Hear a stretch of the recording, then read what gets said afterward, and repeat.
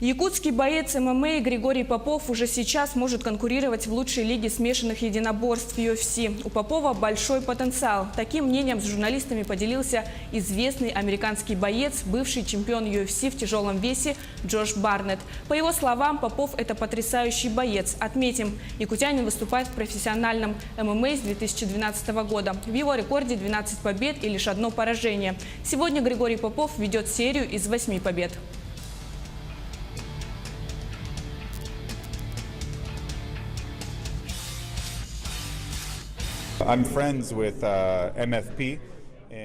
Я дружу с Федерацией Панкратиона, которая находится на Дальнем Востоке. Они классные, они проводят отличные турниры. Я приезжал туда, проводил семинары, был специальным гостем.